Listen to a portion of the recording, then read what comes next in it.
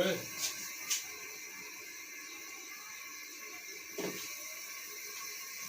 So last lecture में हम लोग ने देखा था क्या होता है इक्वल वेक्टर, क्या होता है निगेटिव वेक्टर, और आज हम लोग देखेंगे कि उसके आगे पढ़ेंगे और भी बहुत सारे टाइप ऑफ वेक्टर होते हैं, बट इक्वल वेक्टर और निगेटिव वेक्टर पे एग्जांपल करना अभी हमें थोड़ा और एग्जांपल एक दो करेंगे तो कंसेप्चुअल क्लैरिटी और स्ट्रॉन्ग होगी हमारी। ठीक है, तो मैं यहाँ पे कुछ एग्जांपल लिख दे रहा हूँ, एग्जांपल के माध्यम से समझेंगे इक्वल वेक्टर और निगेटिव वेक्टर को थोड़ा और डीप में। ठीक है, तो देखिए मैं यहाँ पे कुछ सिचुएशन लिख रहा हूँ।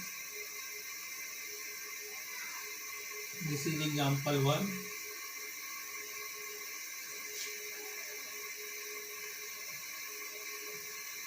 दिस इज एग्जांपल 2,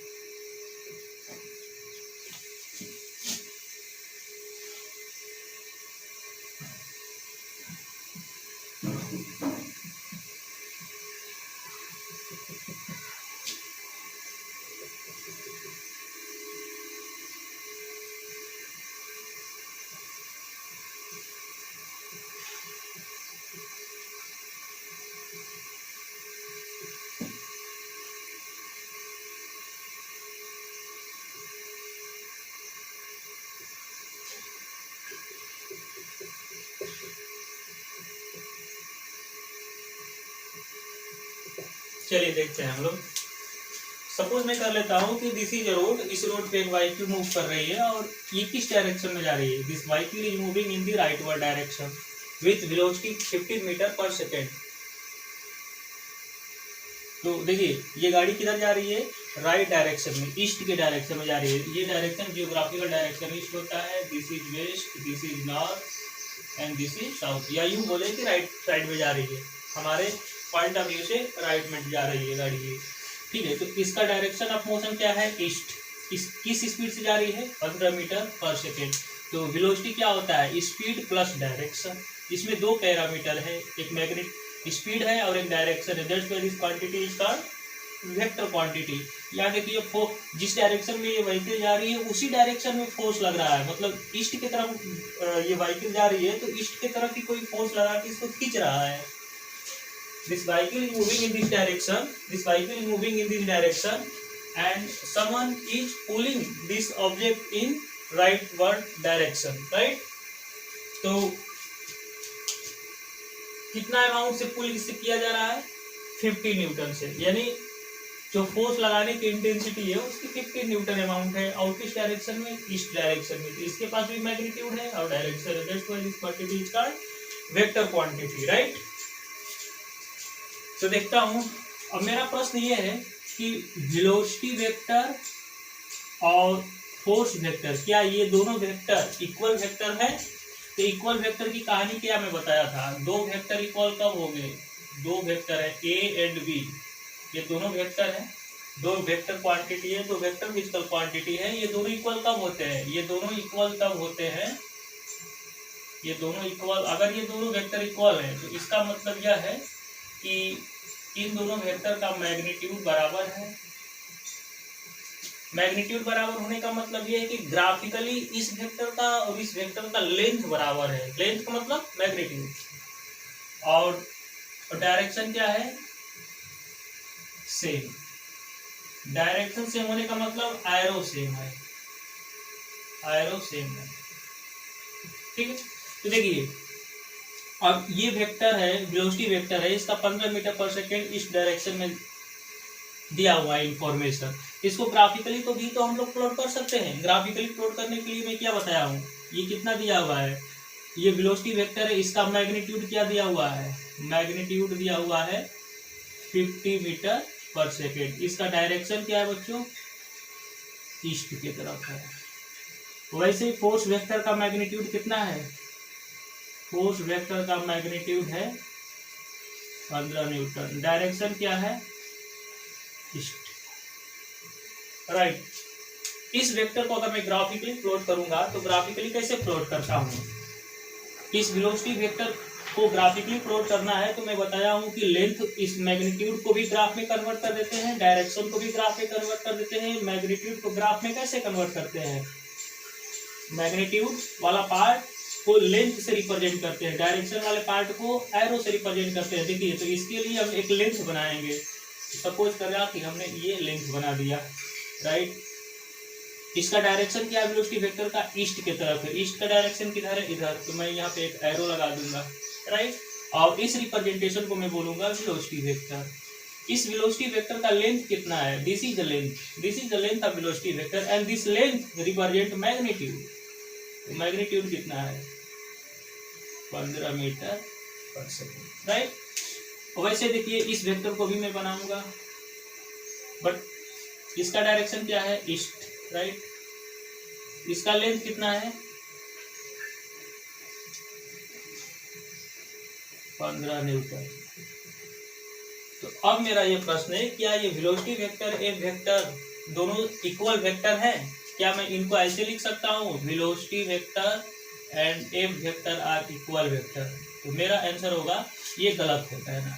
वजह, क्योंकि दो वेक्टर कब बराबर होंगे? जब इन दोनों का मैग्नीट्यूड बराबर हो और इन दोनों का डायरेक्शन बराबर है। इन दोनों का डायरेक्शन बराबर है, डायरेक्शन सेम है। वेलोसिटी का जो डायरेक्शन है वही फोर्स का डायरेक्शन है। देखिए वेलोसिटी वेक्टर का जो एरो है वही एफ वेक्टर का एरो है। जिस डायरेक्शन में गाड़ी जा रही है उसी डायरेक्शन में तो फोर्स लग रहा है, डायरेक्शन सेम है। लेकिन डायरेक्शन सेम होने से दो वेक्टर इक्वल नहीं होंगे। शर्त यह भी है कि डायरेक्शन भी सेम हो और साथ साथ मैग्नीट्यूड सेम हो। क्या मैग्नीट्यूड इनका सेम है? मैग्नीट्यूड का मतलब होता है लेंथ। तो लेंथ सेम है? क्वेश्चन है नहीं, लेंथ सेम नहीं है। लेंथ, मैग्नीट्यूड का मतलब क्या होता है? मैग्नीट्यूड में बताया था कि मैग्नीट्यूड का मतलब ये होता है, तो यहाँ पे मैं लिख दे रहा हूँ, मैग्नीट्यूड का मतलब होता है नंबर प्लस यूनिट।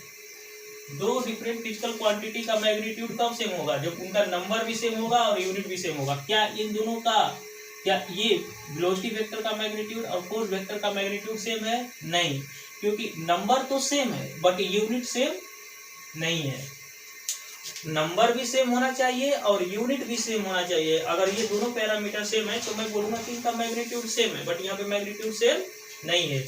तो मैग्नीट्यूड सेम नहीं है, इन दोनों वेक्टर क्वांटिटी का मैग्नीट्यूड बराबर नहीं है, डायरेक्शन सेम है। इसलिए हम ये बोल सकते हैं कि ये दोनों वेक्टर फोर्स इक्वल वेक्टर नहीं है। यहाँ पे देखिए, क्या ये दोनों इक्वल वेक्टर है? नहीं, इक्वल वेक्टर नहीं है, क्योंकि इन दोनों का डायरेक्शन क्या है? अपोजिट है। इक्वल वेक्टर होने के लिए डायरेक्शन भी सेम होना चाहिए, मैग्नीट्यूड भी सेम होना चाहिए। डायरेक्शन अपोजिट है, डायरेक्शन सेम नहीं है, तो ये ऐसे ही केस रूल आउट हो गया। ये फोर्स वेलोसिटी, फोर्स और वेलोसिटी इक्वल वेक्टर नहीं है। तो मैं क्या बोल सकता हूँ, फोर्स वेक्टर और वेलोसिटी वेक्टर क्या इक्वल वेक्टर है? इक्वल वेक्टर तो नहीं है। क्या ये निगेटिव वेक्टर है? निगेटिव वेक्टर क्या मैं बताया था, दो डिफरेंट वेक्टर क्वांटिटी का डायरेक्शन अपोजिट हो, डायरेक्शन अपोजिट है, यस। बट मैग्नीट्यूड भी क्या होना चाहिए? सेम। तो मैग्नीट्यूड सेम यहाँ पे नहीं है, इसलिए मैं बोल सकता हूँ कि velocity vector and f vector are not negative vector to each other. या इसी बात को ऐसे में लिख सकता हूं कि force is not negative of velocity vector. ये वेक्टर इस वेक्टर का उल्टा नहीं है। उल्टा होने के लिए क्या शर्त है कि डायरेक्शन भी अपोजिट हो और मैग्नीट्यूड सेम हो। मैग्नीट्यूड सेम हो, डायरेक्शन अपोजिट हो। डायरेक्शन अपोजिट तो है लेकिन मैग्नीट्यूड सेम नहीं। मैग्नीट्यूड क्यों नहीं सेम है? नंबर सेम है बट यूनिट सेम नहीं है, इसलिए मैग्नीट्यूड सेम नहीं है। ठीक, यहाँ पे देखते हैं। देखिए वेलोसिटी वेक्टर क्या है, क्या ये दोनों वेक्टर इक्वल वेक्टर है? यस, ये दोनों इक्वल वेक्टर है। क्यों इक्वल वेक्टर है? क्योंकि इन दोनों वेक्टर का मैग्नीट्यूड क्या है? बराबर है। देखिए इस वेलोसिटी वेक्टर का जो मैग्नीट्यूड है वही इस वेलोसिटी वेक्टर का भी मैग्नीट्यूड है। मैग्नीट्यूड क्यों बराबर है? क्योंकि नंबर भी बराबर है, नंबर भी सेम है और यूनिट भी सेम है। दोनों एग्जैक्ट पिक्चर दिखना चाहिए मैग्नीट्यूड में। और डायरेक्शन भी दोनों का बराबर है, डायरेक्शन भी सेम है, इसलिए हम लोग बोलेंगे कि ये दोनों वेक्टर क्या है? इक्वल वेक्टर है। ठीक है, यहाँ पे कौन से वेक्टर है? ये दोनों v1 और v2 क्या इक्वल वेक्टर है? v1 और v2 इक्वल वेक्टर है? नहीं, इक्वल वेक्टर नहीं है। क्यों? क्योंकि इक्वल वेक्टर होने के लिए शर्त है कि मैग्नीट्यूड बराबर होना चाहिए और डायरेक्शन भी बराबर होना चाहिए। डायरेक्ट मैग्नीट्यूड और डायरेक्शन दोनों सेम होना चाहिए। मैग्नीट्यूड वाला पार्ट तो एग्जैक्टली सेम है, नंबर भी सेम है, यूनिट सेम है, तो मैग्नीट्यूड सेम है बट डायरेक्शन अपोजिट है, तो इक्वल वेक्टर हम नहीं बोल सकते। फिर क्या बोलेंगे? v1 is negative of v2 vector. देखिए जो v2 वेक्टर का डायरेक्शन है, उसके उल्टा डायरेक्शन कौन है? v1 का। और मैग्नीट्यूड दोनों का क्या है? बराबर है। तो दो वेक्टर निगेटिव वेक्टर तब होता है जब उन दोनों का मैग्नीट्यूड बराबर हो लेकिन डायरेक्शन अपोजिट हो। तो ये दोनों वेक्टर में देखिए इन दोनों का मैग्नीट्यूड बराबर है लेकिन डायरेक्शन क्या है? अपोजिट है, इसलिए ये क्या बोले जाएंगे? Negative vector. अब पूरी कहानी का कंक्लूजन हम लोग यहाँ पे ध्यान से देखते हैं।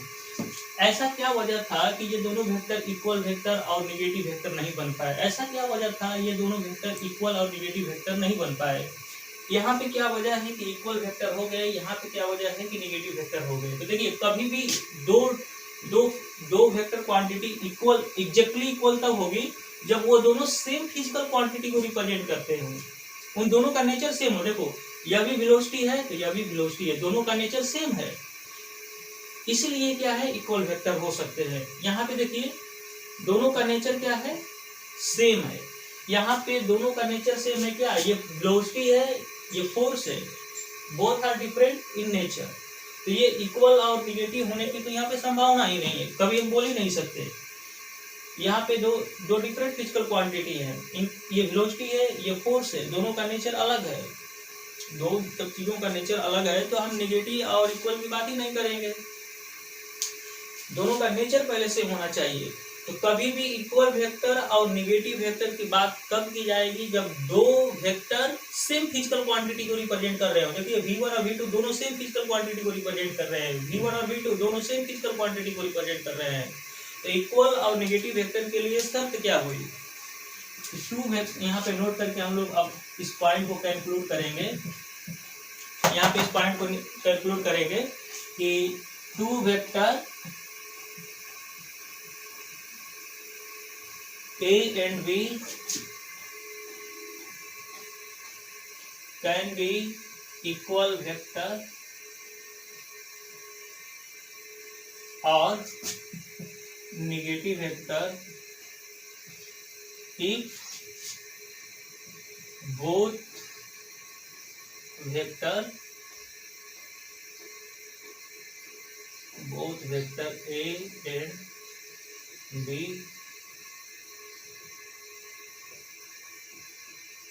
must represent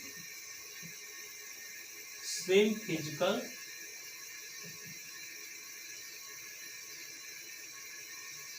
quantity. इतना कॉपी करिए, ये टॉपिक खत्म हो गया। यानी इक्वल वेक्टर क्या होता है, निगेटिव वेक्टर क्या होता है, उसको हम लोग ने बहुत ज्यादा डिटेल में देख लिया। अब there is no more requirement to indulge in the depth of this two kind of vector. अब हम लोग क्या पढ़ेंगे, इसके आगे पढ़ेंगे। तो फर्स्ट पॉइंट हम लोग देखेंगे, फर्स्ट पॉइंट देखेंगे इसमें, अब वेक्टर कैन बी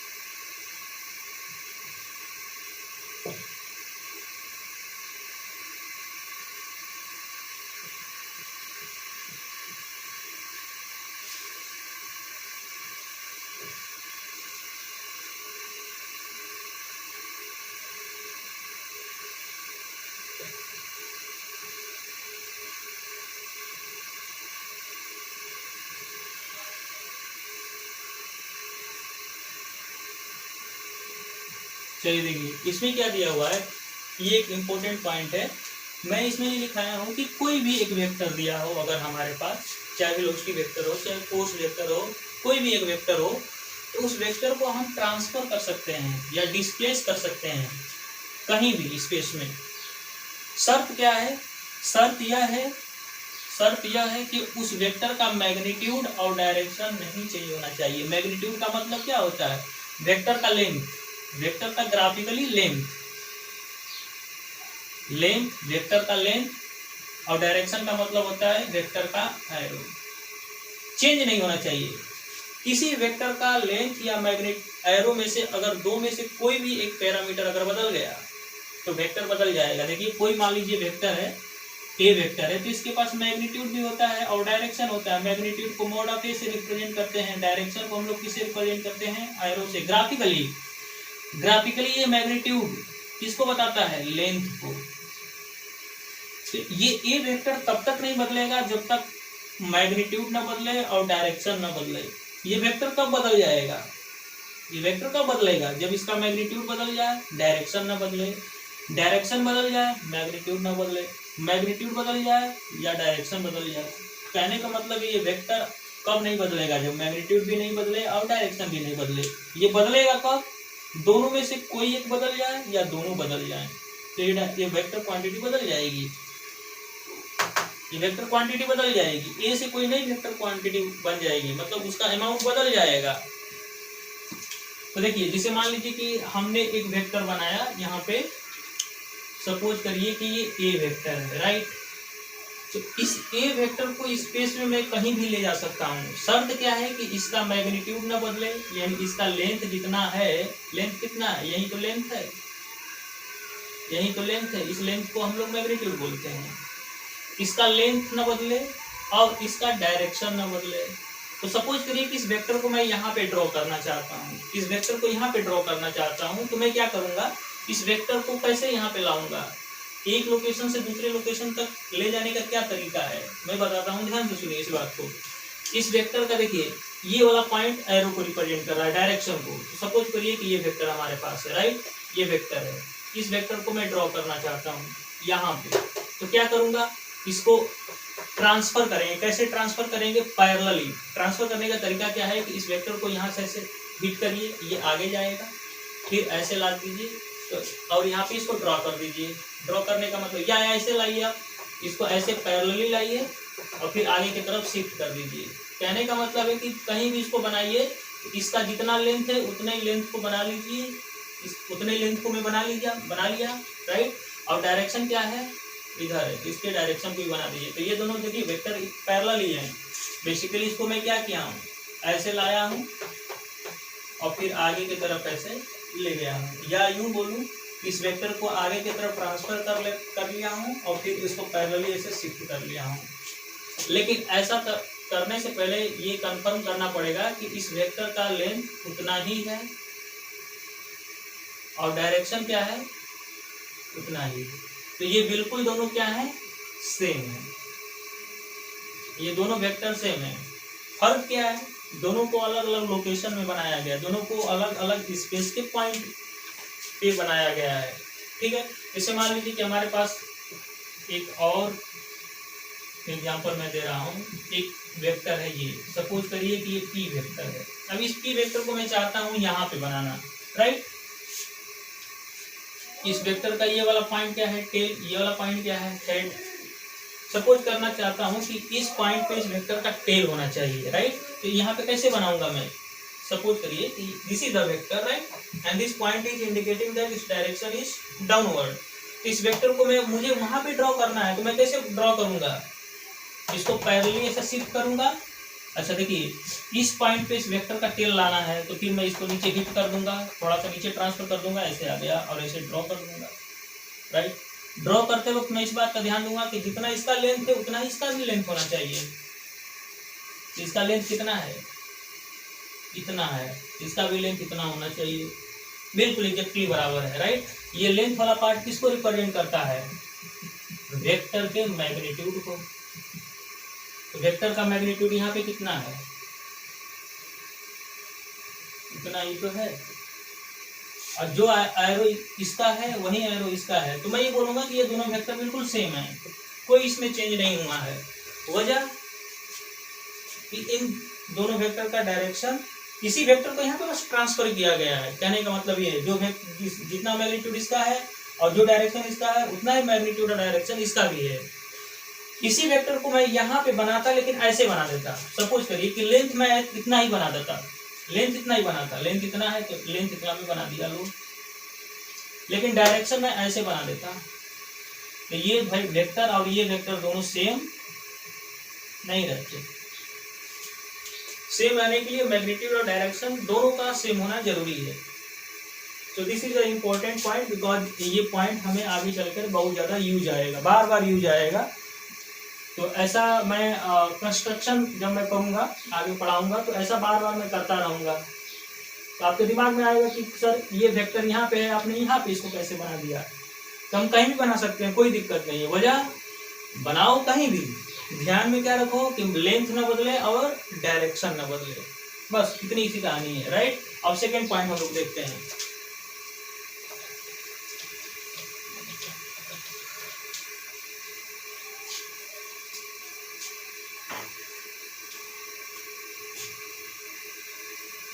दूसरा पॉइंट है a vector remain unchanged if it is rotated to 180 degree. देखिए इस सेंटेंस को ध्यान से देखिए, क्या बोला गया है कि कोई एक वेक्टर है, वो वेक्टर नहीं बदलेगा, शर्त क्या है, तो जब उसे 180 डिग्री से रोटेट कर दिया जाएगा। तो देखिए मेरे पास एक वेक्टर मैं ड्रॉ कर रहा हूँ माय डियर, यहाँ पे this is a vector, right, this is vector, it is a vector quantity, इसका डायरेक्शन राइटवर्ड है, and this much part of marker is representing length of vector, right. इस vector का क्या है, लेंथ है। अब बच्चों देखिए इस वेक्टर को मैं अगर 180 डिग्री से रोटेट कर दूं, सॉरी 180 नहीं होना चाहिए, यहाँ पे दिमाग घूम गया मेरा, 360 होना चाहिए। 360 का मतलब 2 पाई रेडियन। देखिए इस वेक्टर को मैं अगर 360 डिग्री से मैं रोटेट कर देता हूँ, 90, 180, 270, 360, यानी कंप्लीट एक चक्कर में इसका लगा दिया, एक रोटेशन अगर इस वेक्टर को मैं करा दिया, इस वेक्टर को कंप्लीटली एक बार रोटेट कर दिया ऐसे, तो फिर तो वेक्टर वही मिल गया। अब जो वेक्टर मिला रोटेट करने के बाद, उसका लेंथ भी उतना है और डायरेक्शन भी उतना है, तो मैं क्यों बोलूं कि वेक्टर बदल गया। वेक्टर नहीं बदला, वेक्टर रिमेन सेम। इसको मैं ऐसे बस रोटेट कर दिया हूं, राइट, सर्किल में, तो ये वेक्टर नहीं चेंज होगा।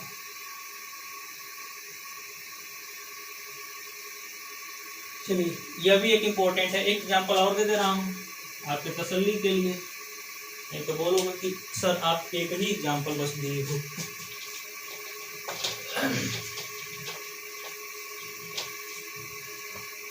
चलिए जैसे मेरे पास ये एक वेक्टर है, सपोज करिए कि ये बी वेक्टर है, और इस बी वेक्टर को मैं अगर एक रोटेशन दे दूं, एक रोटेशन देने का मतलब इसको 360 डिग्री से घुमा दूं, चाहे clockwise, this is anti clockwise rotation, चाहे क्लॉकवाइज रोटेशन, दो ही तरीका से घुमाया जा सकता है किसी बॉडी को।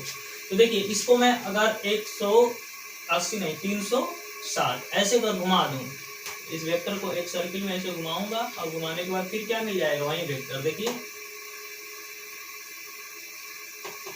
तो ये वेक्टर नहीं बदला, वजह घुमाने से पहले क्या था, ऐसे था, एक रोटेशन देने के बाद फिर उसका पिक्चर वही दिख रहा है, जितना लेंथ है वो लेंथ भी नहीं बदला, जितना इसका डायरेक्शन है वो भी नहीं बदला, राइट। तो ये vector remain unchange. This is the one of the very most important point, ये आगे चल के भी यूज में बहुत ज्यादा आता है, ठीक है। ये हम लोग पढ़ लिया, अब हम लोग इसके आगे पढ़े। सो इसमें हम लोग एक नोट और देखते हैं, इसी में स्पेशल केस, क्योंकि इस वेक्टर को 2 पाई डिग्री से रोटेट किया गया है, सॉरी 2 पाई रेडियन से रोटेट किया गया है, यानी 360 डिग्री से क्या किया गया है, रोटेट किया गया है। तो कितना रिवॉल्यूशन इसको दिया गया है, कितना रोटेशन दिया गया है, एक रोटेशन। लेकिन मैं बोल रहा हूं कि एक रोटेशन ना दे करके इसको इसको मैं एक रोटेशन दिया तो भी वेक्टर नहीं बदला, इसको एक रोटेशन और दे दो तो भी वेक्टर नहीं बदलेगा। तो 2 रोटेशन देने में कितना हो गया, घूम गया 2 इंटू 2 पाई, एक रोटेशन और दे दो तो कितना हो जाएगा 3 इंटू 2 पाई। यानी कहने का मतलब है किसी वेक्टर को आप कैसे रोटेट करो, n इंटू 2 पाई। n क्या है, n की वैल्यू 1 हो सकती है, 2 हो सकती है, 3 हो सकती है, डॉट डॉट डॉट। n की वैल्यू 1 रखोगे तो इसका मतलब एक रिवॉल्यूशन 2 पाई से घूम गया, 2 रखोगे तो 4 पाई, इसका मतलब 2 रिवॉल्यूशन, 3 रखोगे 6 पाई, यानी 3 रिवॉल्यूशन कंप्लीट किया है, तब भी वेक्टर नहीं चेंज होगा। यानी n इंटू 2 पाई के फॉर्म में अगर ये एंगल वेक्टर रोटेट करेगा तो नहीं चेंज होगा। ठीक है, अब हम लोग एक नया टॉपिक पढ़ेंगे इसके बाद।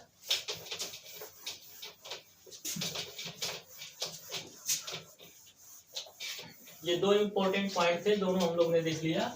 इसके बाद एक कॉन्सेप्ट पढ़ेंगे,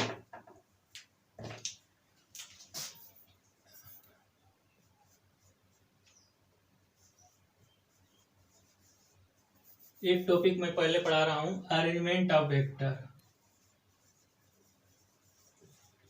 अरेंजमेंट ऑफ वेक्टर, जैसे सपोज करिए हमारे पास 2 वेक्टर है, एक वेक्टर ये ए है और दूसरा वेक्टर एक हमारे पास ये बी है। तो किसी भी वेक्टर को हम 3 तरीके से अरेंजमेंट करेंगे। देखिए कौन कौन सा, पहला टेल टू टेल अरेंजमेंट,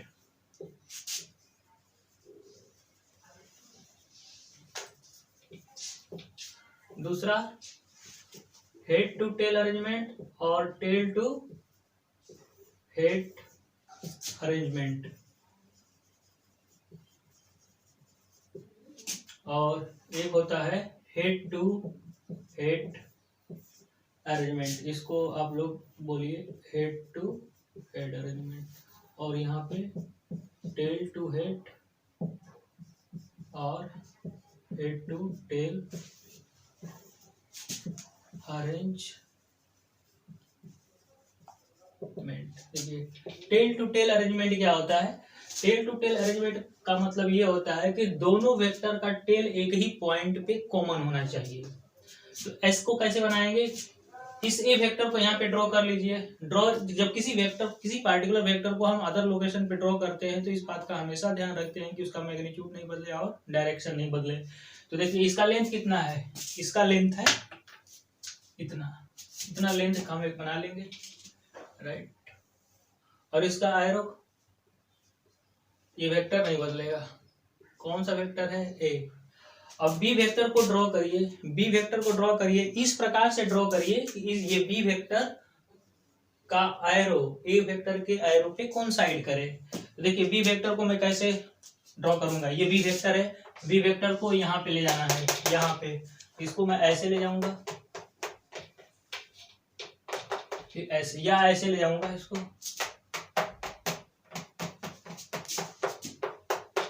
ऐसे ले जाकर के मैं यहाँ पे ट्रांसफर कर दूंगा।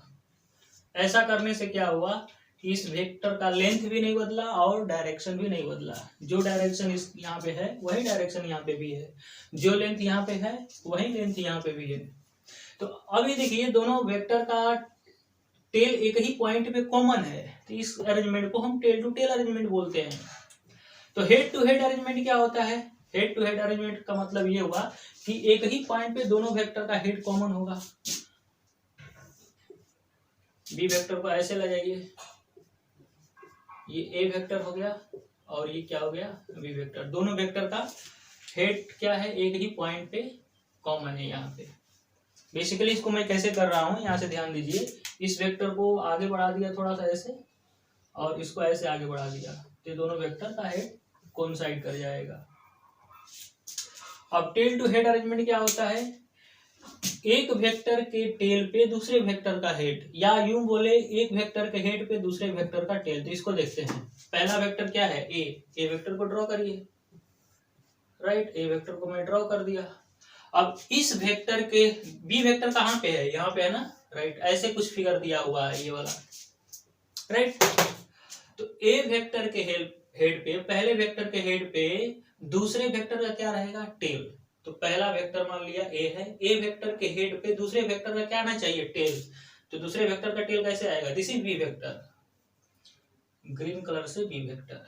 तो बी वेक्टर का टेल ए वेक्टर के हेड पे आना चाहिए। कैसे मैं करूंगा? इस वेक्टर को आगे ले जाओ, अब इसका टेल ऐसे फिर रख दो। तो ऐसे ट्रांसफर किया जाता है। So this is B vector. तो देखिए एक ही पॉइंट पे दोनों वेक्टर का हेड और टेल क्या कर रहा है? कोइंसाइड। पहले वेक्टर का हेड दूसरे वेक्टर का टेल, या दूसरे वेक्टर का टेल पहले वेक्टर का हेड।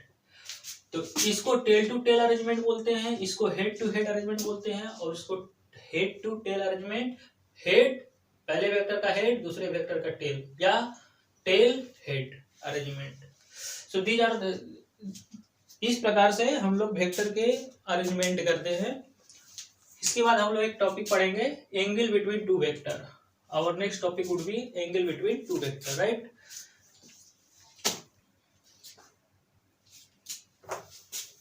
सो हमारा अब नया टॉपिक होगा क्या? Angle between two vector.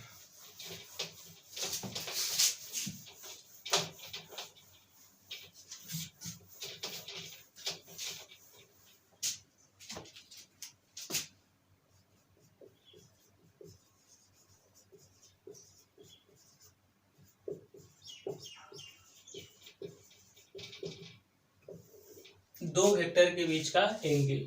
लेकिन आप लोग पढ़े हो, पहले से आप लोग पढ़े हो एंगल बिटवीन लाइन। ये सपोज करिए लाइन L1 है and this is line L2। Suppose करिए कि ये, अगर मैं इन दोनों लाइन के बीच का एंगल बताना चाहूंगा तो क्या बताऊंगा? ये जितना होगा उतना ही ये होगा, और ये जितना होगा उतना ये होगा। सपोज करिए कि ये कितना है? 60 डिग्री है। सपोज करिए कि दिस इज 60 डिग्री, तो ये कितना हो जाएगा? 120 डिग्री।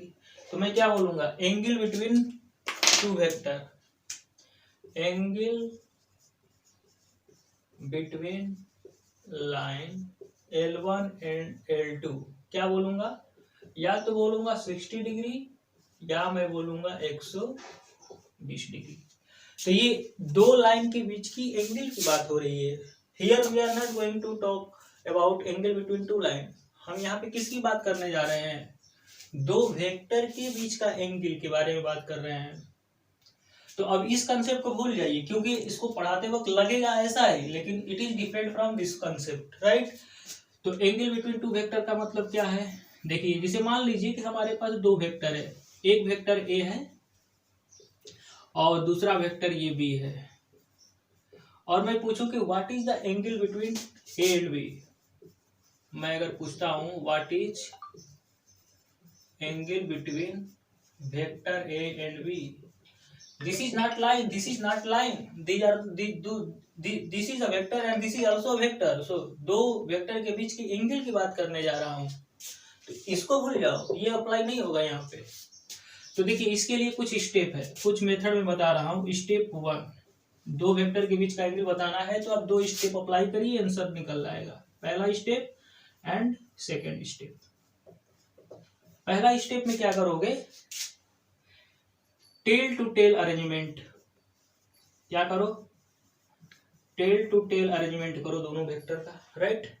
उसके बाद smaller angle will be considered as angle between two vector.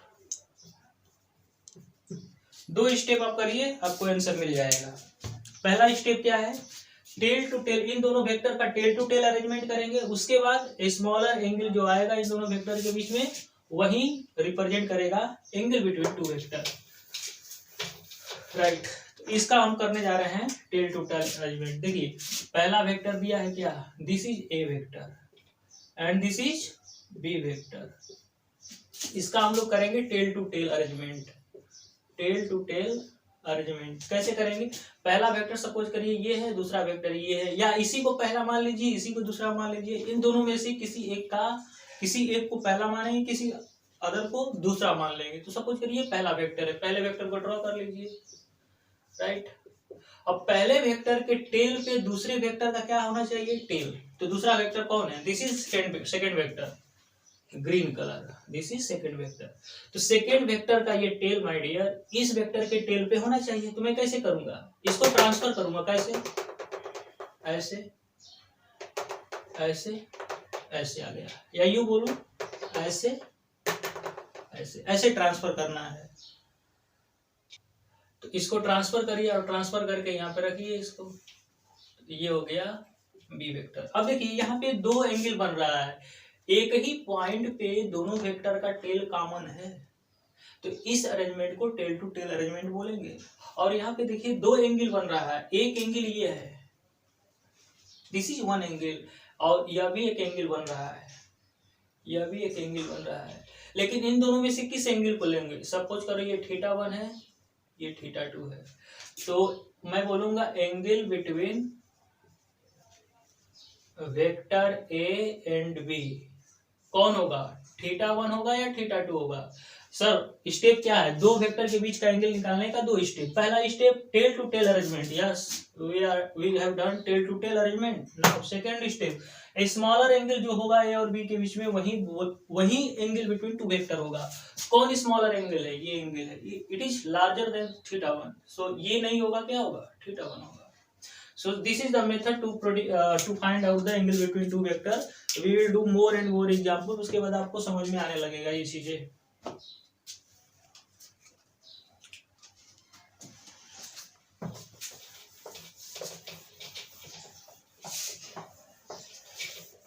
देखिए क्वेश्चन करते हैं हम लोग, एग्जाम्पल 1। सपोज करो कि this is vector P and this is vector Q, right? मैं पूछूं कि angle between P and Q, what is angle between vector P and vector Q। P और Q के बीच में क्या एंगल होगा, तो नियम क्या बोलता है, नियम तो ये बोलता है पहला स्टेप कि दोनों वेक्टर का टेल एक ही पॉइंट पे होना चाहिए। सपोज करिए कि इस क्वेश्चन में ये 45 डिग्री दिया है, राइट। तो दो वेक्टर का टेल एक ही पॉइंट पे होना चाहिए, तो दोनों वेक्टर का टेल एक ही पॉइंट पे है। अगर ये एक ही पॉइंट पे होता तो यही एंगल छोटा है, 45 डिग्री आंसर हो जाता। लेकिन दोनों वेक्टर का टेल एक ही पॉइंट पे नहीं है, तो सबसे पहले हम लोग क्या करेंगे, दोनों वेक्टर का टेल को एक ही पॉइंट पे कोइंसाइड कराएंगे। तो देखिए P को रहने दीजिए या Q को रहने दीजिए, मैं सोचता हूँ कि Q को यहीं पे रहने दो। हमारा कैसा है अरेंजमेंट, ऐसा है, this is P and this is Q and this angle is 45। मैं इसको ऐसे करने जा रहा हूँ, P को मैंने ड्रॉ कर लिया, या ऐसे करो Q को ऐसे ड्रॉ कर लो, राइट। और P को आगे की तरफ एक्सटेंड करा दो, P पहले कैसे है, ऐसे है, दिस इज P। लेकिन मैं बोल रहा हूं कि यहां से इसको पुश करो, ये आगे चला जाएगा ट्रांसफर होके, ऐसे। तो ये आ गया यहाँ पे कौन, P। अब इसको मानी मन भूल जाओ। तो अब देखो दोनों वेक्टर का टेल टू टेल अरेंजमेंट है, टेल टू टेल अरेंजमेंट है, और यही एंगल 45 ऑलरेडी दिया है। इन दोनों लाइन के बीच का एंगल कितना है, 45। तो पहला step tail to tail arrangement हो गया, यस। अब टेल टू टेल अरेंजमेंट करने के बाद हम देखेंगे कि दो एंगल बन रहा है, एक एंगल ये बन रहा है और एक एंगल ये बन रहा है। तो ये एंगल हम नहीं लेंगे, ये एंगल लेंगे, क्योंकि it is smaller than this angle. तो ये कितना आ जाएगा, थीटा आ जाएगा। 180 में से 45 घटा दीजिए, कितना आ गया, 135 डिग्री, राइट। उसके बाद एक दो क्वेश्चन और करते हैं, समझ में आ जाएगा।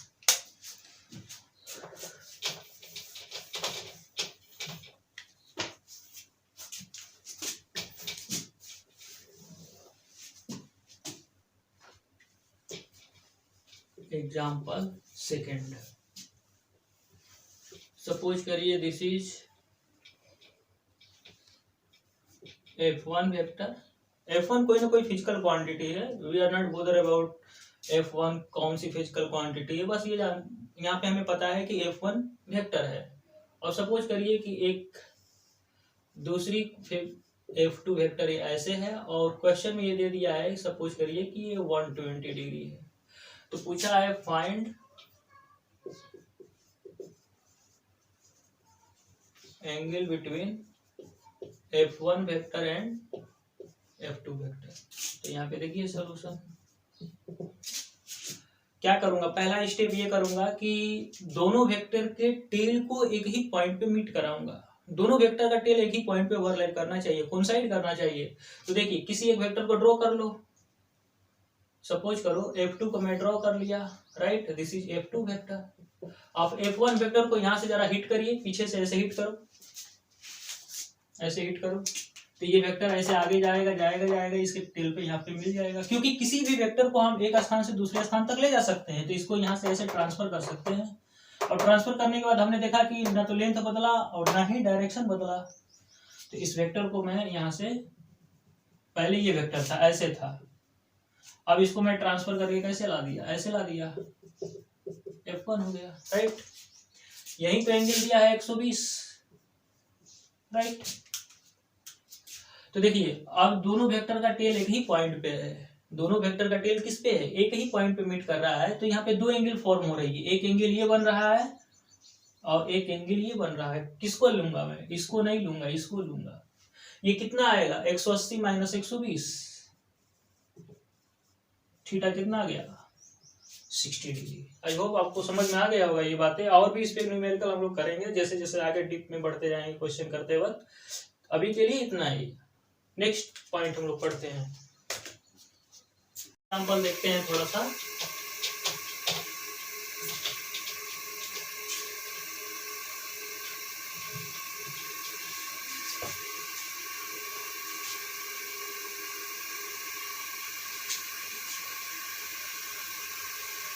सपोज करता हूं कि ये कोई वेक्टर ए है और ये कोई वेक्टर बी है, राइट। तो इस वेक्टर को अगर मैं ट्रांसफर करूंगा, देखो कौन कौन सा अरेंजमेंट मैं कर सकता हूँ, इसको ऐसे कर सकता हूँ,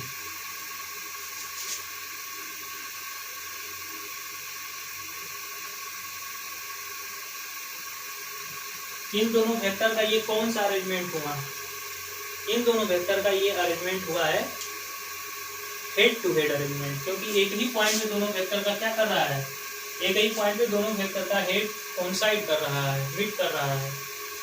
तो देखिए अगर एंगल बताना है तो मैं क्या करूंगा, टेल टू टेल अरेंजमेंट करता हूँ। कौन सा अरेंजमेंट करता हूँ, टेल टू टेल अरेंजमेंट। इसका टेल टू टेल अरेंजमेंट कैसे हम लोग करेंगे, टेल टू टेल अरेंजमेंट कैसे करेंगे, या तो इसका टेल यहाँ पे ले जाओ ऐसे, या इसके टेल पे यहाँ पे इसको ऐसे लाओ, राइट। तो देखिए यहाँ पे वास्तव में मैं इस वेक्टर को ऐसे भी कर सकता हूँ,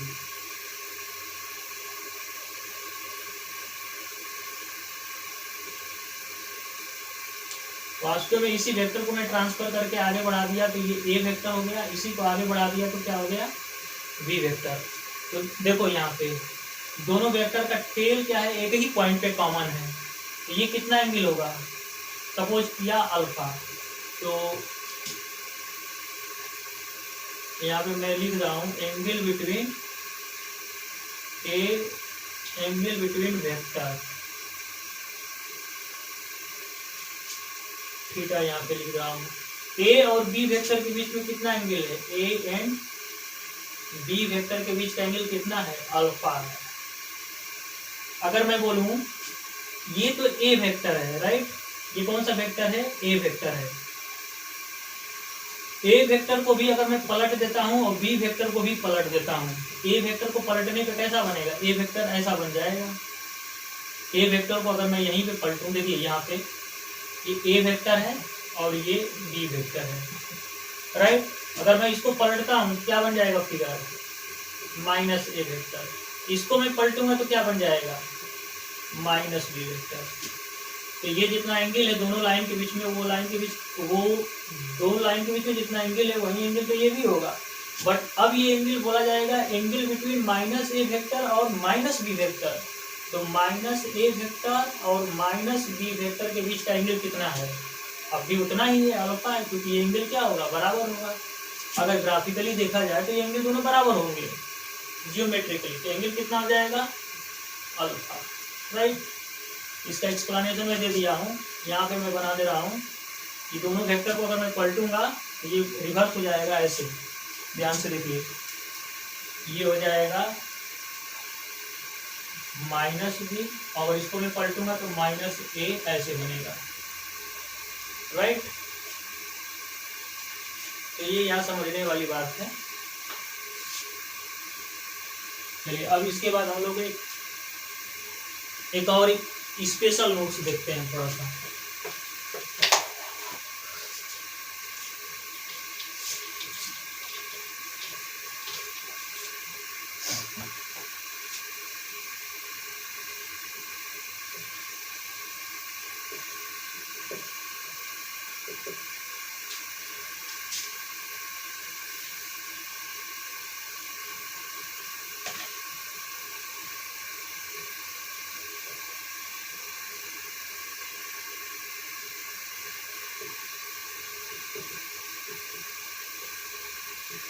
ऐसे करके हेडिंग में पुट कर दे रहा हूँ।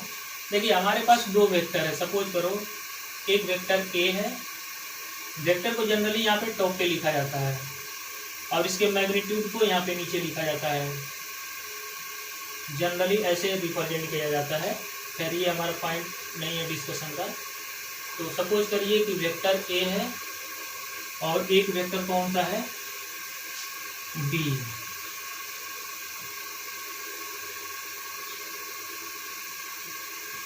बी वेक्टर है। अब मैं पूछूं कि इन दोनों वेक्टर के बीच में एंगल कितना है, तो आप क्या बताओगे? सर दोनों वेक्टर का टेल एक ही पॉइंट पे कॉमन है, राइट। और जब दो वेक्टर का टेल एक ही पॉइंट पे अगर कॉमन होता है, दो वेक्टर का टेल एक ही पॉइंट पे कॉमन होता है तो दो एंगल बनता है, एक एंगल ये बन रहा है और एक एंगल ये बन रहा है। कौन सा एंगल लूंगा मैं, ये वाला या ये वाला? इसको नहीं लूंगा क्योंकि it is larger than this angle, इसको मैं लूंगा। दो स्टेप में बताया हूँ कि दो वेक्टर के बीच का एंगल निकालना है तो टेल टू टेल अरेंजमेंट होना चाहिए, है? यस है। पहला स्टेप सक्सेसफुल। सेकंड स्टेप क्या है कि दोनों वेक्टर के बीच का जो स्मॉलर एंगल होगा उसी को कंसीडर करेंगे, एंगल बिटवीन टू वेक्टर। तो स्मॉलर एंगल कितना है? 90 डिग्री। इन दोनों वेक्टर के बीच का एंगल कितना हो गया? 90 डिग्री। सपोज करिए कि इस वेक्टर को ना मैं क्लॉकवाइज भी पलट सकता हूँ, मतलब इस बी वेक्टर को मैं चाहूँ तो इसको एंटी क्लॉकवाइज भी रोटेट कर सकता हूँ, चाहूँ तो क्लॉकवाइज भी रोटेट कर सकता हूँ। तो सपोज करिए कि ए वेक्टर को रहने दीजिए, आप ए वेक्टर को रहने दीजिए और बी वेक्टर को जरा रोटेट करिए। बी वेक्टर का लेंथ देखिए ए वेक्टर से ज़्यादा है, तो बी वेक्टर को अगर मैं रोटेट करूँगा क्लॉकवाइज 90 डिग्री से क्लॉकवाइज में रोटेट करूंगा तो ऐसे हो जाएगा ये वेक्टर। यानी 90 डिग्री से अगर इसको मैं क्लॉकवाइज रोटेट करूंगा तो ये ऐसे हो जाएगा। तो ये बी वेक्टर है, राइट। क्लॉकवाइज में रोटेट किया बी वेक्टर को।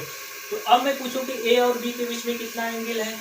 ए और बी के बीच में कितना एंगल है? तो अब क्या बताओगे? सर एंगल बताने का वही नियम कि दोनों वेक्टर का टेल क्या होना चाहिए? कॉमन पॉइंट पे कौन साइड करना चाहिए? तो ये कॉमन पॉइंट है, इसी पॉइंट पे ए का भी टेल है, बी का भी टेल है। यस, पहला स्टेप सक्सेसफुल। सेकेंड स्टेप बोलता है कि जो छोटा एंगल बनेगा उसी को कंसीडर करेंगे। तो देखिए दोनों वेक्टर का एरो एक ही डायरेक्शन में है, तो यहाँ पे छोटा एंगल कितना बनेगा? 0 डिग्री बनेगा। कितना बनेगा? 0 डिग्री। ये एंगल कितना हो गया? 0। क्योंकि देखिए अगर इस वेक्टर को मैं ऐसे लेटा रहा हूँ, ऐसे रोटेट करा रहा हूँ तो ये 90 से एंगल कम हो रहा है, कम होते होते क्या हो गया? 0 हो गया। एंगल क्या हो गया? 0। अच्छा, बी वेक्टर को मैं एंटी क्लॉकवाइज भी रोटेट कर सकता हूँ। तो बी वेक्टर को अगर एंटी क्लॉकवाइज में 90 डिग्री से रोटेट कर देता हूँ तो क्या सिचुएशन होगी? देखिए ये ए वेक्टर हो गया और ये कौन सा वेक्टर हो गया, पहले बी वेक्टर ऐसे था, पहले ये बी वेक्टर ऐसे था, राइट। अब इस बी वेक्टर को मैं ऐसे रोटेट कर दिया, कितना से, 90 डिग्री से, एंटी क्लॉकवाइज में रोटेट कर दिया। तो अब ये फिगर ऐसे बनेगा। तो अब मैं पूछूं कि इन दोनों वेक्टर के बीच में एंगल कितना है, तो क्या बताओगे, सर दोनों का एरो अपोजिट है, दोनों वेक्टर का टेल एक ही पॉइंट पे मीट कर रहा है, तो दो एंगल बनता है, एक एंगल ये बन रहा है और एक एंगल ये बन रहा है। कौन सा एंगल लूंगा, जो एंगल छोटा होगा उसी को लूंगा। और यहाँ पे तो दोनों इक्वल हैं, कितना है, ये भी 180, ये भी 180, तो किसी एक को ही ले लो। पूरी समझी सुनिए ध्यान से, दोनों का एरो सेम डायरेक्शन में होगा, तो दो वेक्टर के बीच का एंगल 0, दो वेक्टर के एरो अपोजिट डायरेक्शन में होंगे, तो उनके बीच का एंगल क्या हो गया, 180 हो गया। तो ये 0.1, 0.2 और ये 0.3। क्योंकि इस फिगर को एक बार जरा ध्यान से और देखिए, ये फिगर ऐसे है, ये बी वेक्टर है and this is A vector. इस बी वेक्टर को अगर मैं क्लॉकवाइज रोटेट करता जाऊंगा तो ये एंगल कम ही तो होगा। देखो अगर ये ए है, बी पहले ऐसे है, इसको मैं रोटेट करूंगा क्लॉकवाइज, ऐसे आ जाएगा, तो ये एंगल पहले 90 था, अब कितना हो गया, इतना हो गया। और रोटेट करो, अब एंगल ये इतना हो गया, और रोटेट करो, तो ये एंगल क्या हो रहा है, घटता जा रहा है। एंगल घटते घटते क्या हो सकता है, 0। अगर इसको मैं ऐसे रोटेट करूंगा तो एंगल 90 से बढ़ते बढ़ते क्या हो जाएगा, 180। अगर मैं ए को, बी पहले ऐसे है, राइट, इसको मैं कैसे रोटेट कर रहा हूँ, एंटी क्लॉकवाइज रोटेट करूंगा, तो ये यहाँ पे आएगा, तो 90 से एंगल अब कितना हो गया, अब इतना हो गया, और ये बढ़ते बढ़ते क्या हो जाएगा, 180। तो यहाँ पे थीटा क्या हो रहा है, बढ़ रहा है, ठीक है। तो ये स्पेशल पॉइंट है, इसको नोट करके लिखिए, आगे देखते हैं।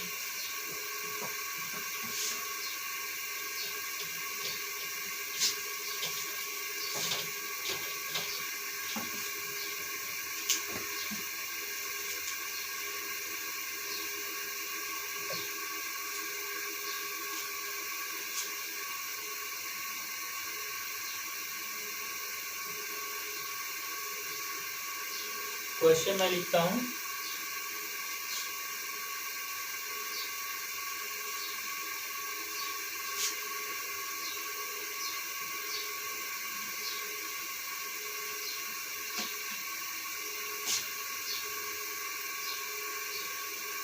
Find angle between vector A and vector B, find angle between vector A and minus B vector, find angle between minus A vector and minus B vector, find angle between A vector minus A vector and minus plus B vector. ये हमारा question है। तो मैं कैसे करूंगा, देखिए ए और B के बीच में एंगल चाहिए हमें, किसके बीच में चाहिए एंगल, हमारा ए वेक्टर चाहिए और बी वेक्टर चाहिए। तो डायग्राम कैसे है, दिस इज ए वेक्टर और ये क्या है, बी वेक्टर। तो एंगल निकालने के लिए दोनों वेक्टर का टेल एक ही पॉइंट पे मीट करना चाहिए, ए वेक्टर का टेल और बी वेक्टर का टेल एक ही पॉइंट पे होना चाहिए। तो ऐसा करते हैं, यहाँ पे देखो ए वेक्टर को मैं रहने देता हूँ और बी वेक्टर को आगे की तरफ पुश कर दे रहा हूँ, तो ये यहाँ पे ऐसे चला आएगा। इसको यहाँ से हिट करिए, पैरेलली ट्रांसफर कर लीजिए, तो यहाँ पे आ जाएगा। तो ये वेक्टर भी ऐसे बन जाएगा और इन दोनों वेक्टर के बीच में एक एंगल ये बन रहा है और एक एंगल ये बन रहा है। कौन सा एंगल लूंगा मैं, ये लूंगा। बट ऑलरेडी क्वेश्चन में ये एंगल कितना दे रखा है, 120। इन दोनों लाइन के बीच का एंगल 120 है। बट ए और बी वेक्टर के बीच का एंगल कितना होगा? थीटा। 120, 180 में से 120 घटा दो, कितना जाएगा? 60 डिग्री।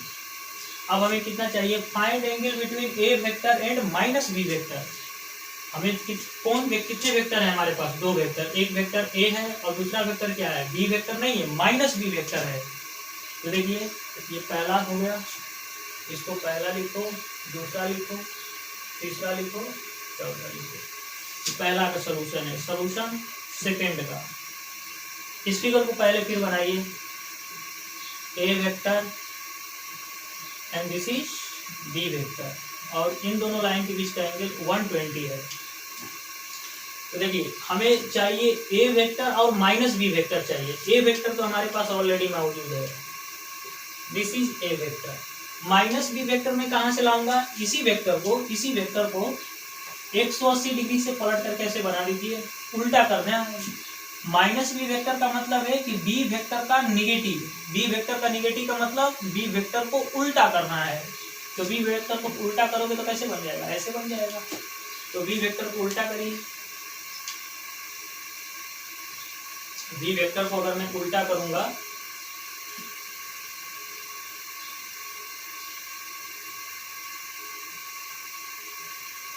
तो ये माइनस बी वेक्टर हो जाएगा, राइट। अब देखिए यहाँ पे कितना, इन दोनों वेक्टर का टेल एक ही पॉइंट पे मीट कर रहा है। ऐसे इसको आगे बढ़ाएंगे, ठीक। तो यहाँ पे एक एंगल ये बन रहा है और एक एंगल ये बन रहा है। कौन ज्यादा एंगल है? देखिए यहाँ पे एंगल कौन ज्यादा है?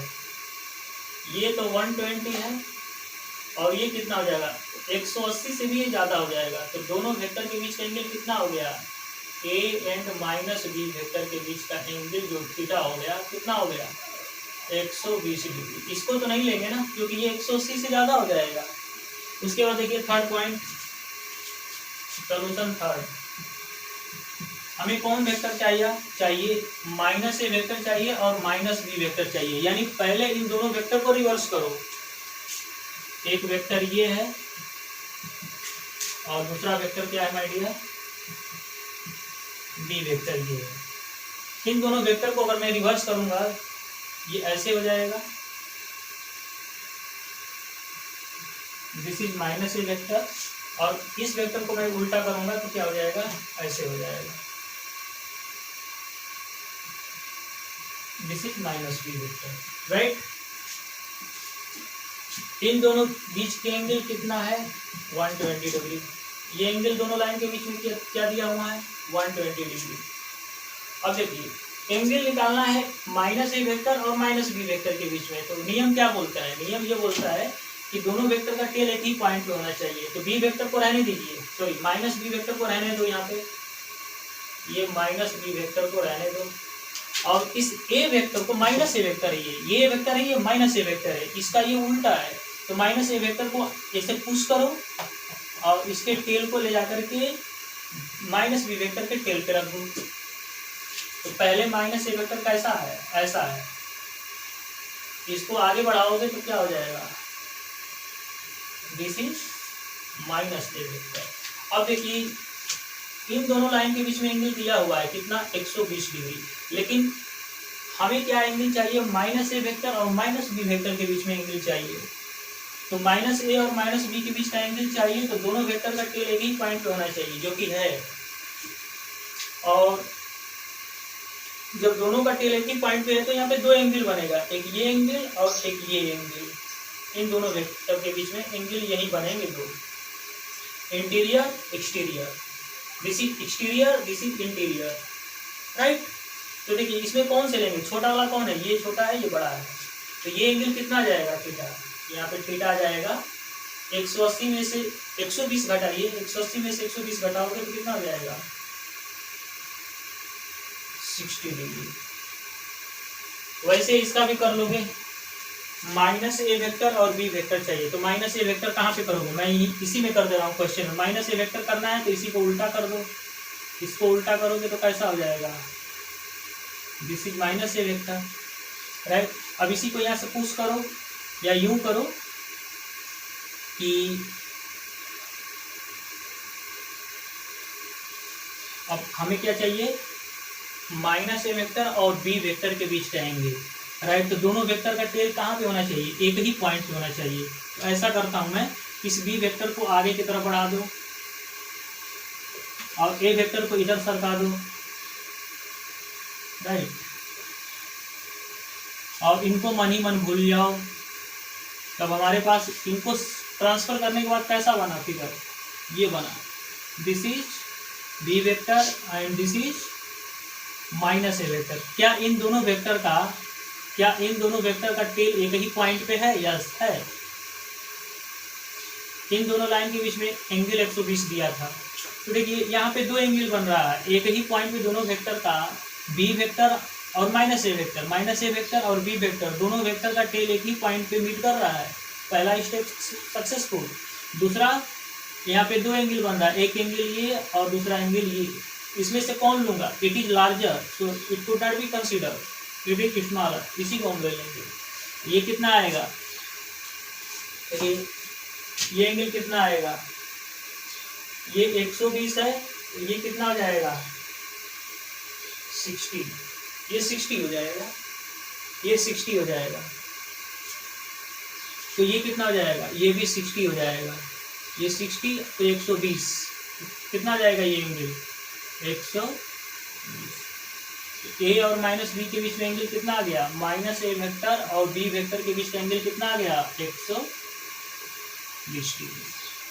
इतना क्वेश्चन इनफ है और भी इसमें हम लोग करेंगे। अब नया टॉपिक एक पढ़ेंगे, नया टॉपिक में एक क्वेश्चन और मैं कराता हूँ जबरदस्त, उसके बाद समझ में आएगा थोड़ा सा। और इसको कॉपी करिए पहले।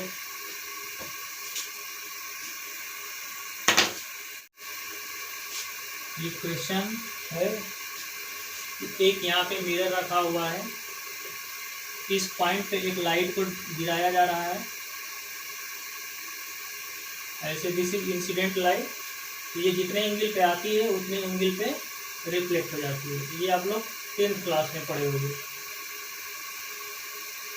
This is incident angle I1, this is reflected angle R1, और इस पॉइंट ऑफ इंसिडेंट पे क्या है, ये नॉर्मल, राइट। तो इसमें दिया हुआ है एंगल बिटवीन टू वेक्टर, इसमें दिया है कि एंगल बिटवीन, ऑलरेडी ये दिया है angle between I and R is कितना है 120 डिग्री। पूछा फाइंड I1 क्या होता है, इंसिडेंट एंगल है। इसको कैसे हम लोग निकालेंगे, ध्यान से देखिए। दो वेक्टर की, देखो यहाँ पे I और R, I ये है, R ये है, I और R क्या है, दोनों वेक्टर हैं। यहाँ पे वेक्टर की तरह इनको हम लोग ट्रीट करेंगे। तो I और R के बीच का एंगल कितना दिया हुआ है 120, कितना दिया हुआ है 120 डिग्री। तो दो वेक्टर के बीच का एंगल 120 है, इसका मतलब दोनों वेक्टर का टेल एक ही पॉइंट पे होगा। R तो ये है, I ये है, दोनों वेक्टर का टेल एक ही पॉइंट पे है नहीं। R वेक्टर का तो टेल यहाँ पे है, लेकिन I वेक्टर का हेड कहाँ पे है, यहाँ पे है। तो टेल और हेड अरेंजमेंट होना चाहिए। तो इस I वेक्टर को मैं आगे की तरह एक्सटेंड करूंगा, इस I वेक्टर को ऐसे बना सकता हूँ। अब देखिए I वेक्टर का, ये I वेक्टर का टेल जहाँ पे है वहीं पे R वेक्टर का भी टेल है। तो दोनों वेक्टर का टेल क्या कर रहा है, मीट कर रहा है। तो यहाँ पे दो एंगल बन रहा है, एक एंगल ये बन रहा है और एक एंगल ये बन रहा है। इसमें से कौन छोटा है, ये छोटा है, ये बड़ा है, तो इसको हम लोग नहीं लेंगे। यानी दो वेक्टर के बीच का एंगल, I और R वेक्टर के बीच का एंगल, इसी को लेना पड़ेगा। और I और R वेक्टर के बीच का एंगल कितना दिया हुआ है 120, यानी ये एंगल कितना दिया हुआ है 120 डिग्री। अब ये 120 डिग्री दिया हुआ है और हमसे पूछा क्या है I1 पूछा हुआ है। तो देखिए माय डियर, ये लाइन को जरा ध्यान से देखिए। यहाँ पे एंगल 180 बन रहा है, 180 एंगल बन रहा है। 180 में से 120 घटा दो, 120 घटाओगे तो कितना बचेगा, ये टोटल I1 प्लस R1 कितना हो जाएगा 180 माइनस 120, I1 प्लस R1 कितना हो जाएगा 60 डिग्री। और हमें पता है कि ये जितना I1 होता है उतना R1 होता है। मुझे पता है कि I1 जितना होता है उतना ही R1 होता है। तो क्या मैं I1 को R1 लिख सकता हूँ या R1 को I1 लिख सकता हूँ? यस। तो यहाँ से मैं ऐसे लिखूंगा I1 बराबर R1। तो I1 प्लस R1 को मैं I1 लिख सकता हूँ 60 डिग्री। तो यहाँ पे 2I1 बराबर 60 डिग्री। तो I1 इक्वल टू क्या हो गया 30 डिग्री। I1 कितना आ गया 30 डिग्री, राइट। और ये क्वेश्चन जेई एडवांस किसमें आया हुआ है? जेई एडवांस 2013 में। उससे पहले भी एक बार क्वेश्चन आ चुका है। ये क्वेश्चन 2 बार आ चुका है। इट वाज आसान था, बिल्कुल आसान था। 2 वेक्टर था आई और आर, उसके बीच का एंगल दे दिया, एक वेक्टर के बीच का एंगल पूछ लिया। तो अब अगला टॉपिक हमारा होगा, अगला टॉपिक होगा एंगल बिटवीन, अगला टॉपिक होगा angle of a particular vector. किसी पार्टिकुलर वेक्टर का डायरेक्शन कैसे बताते हैं, और उसके बाद हम लोग पढ़ेंगे law of vector addition. Advance part में चले जाएंगे, बेसिक फंडामेंटल यहाँ तक खत्म हो जाएगा। एक टॉपिक और बेसिक फंडामेंटल का बचा है, उसको पढ़ने के बाद हम लोग पढ़ेंगे लॉ ऑफ वेक्टर एडिशन। वहाँ से मैथमेटिक्स स्टार्ट हो जाती है, न्यूमेरिकल स्टार्ट हो जाता है। उसको हम लोग पढ़ेंगे अगले लेक्चर में। ठीक, ओके, थैंक यू।